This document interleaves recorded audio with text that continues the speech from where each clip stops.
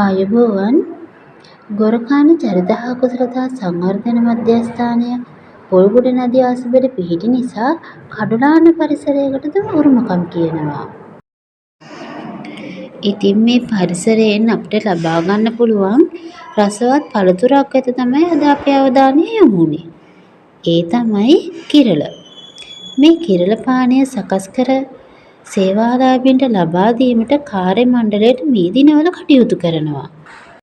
අපි දැන් බලමු මේ කිරළ පානය හදන්න මොනවද ඕන කරන්න කියලා. මේ සඳහා හොඳින් ඉදුණු කිරළ ගෙඩි කිහිපයක්, සීනි, ලුණු, පොල් කිරි, ජලය අවශ්‍ය වෙනවා.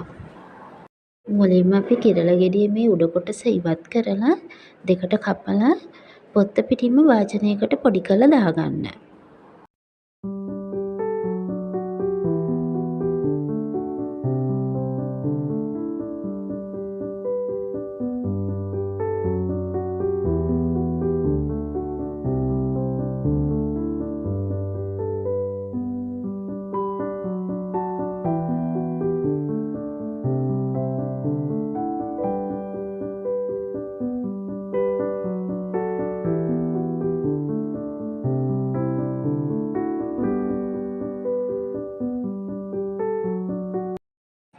එයට ජලය ස්වල්පයක් එක් කර අතින් හොඳින් පොඩි කරගන්න ඕන. මේ සඳහා බෙන්ඩර් එකක්ද භාවිතා කරන්න පුළුවන්.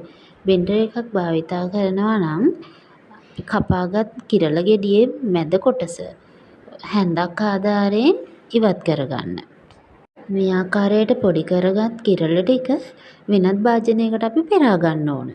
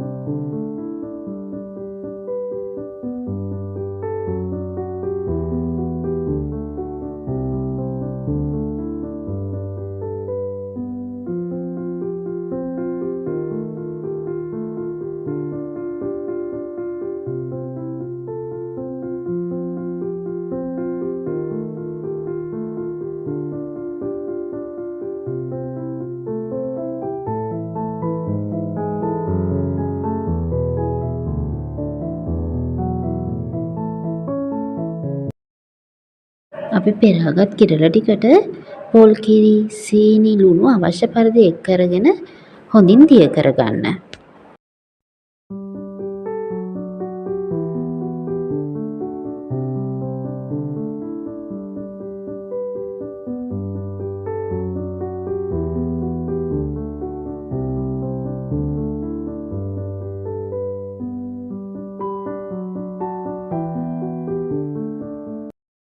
මේ ආකාරයට සකස් කරගත් කිරළ පානය අපි අපේ සේවාලාභීන්ට පිළිගන්නයි මේ හදන්නේ.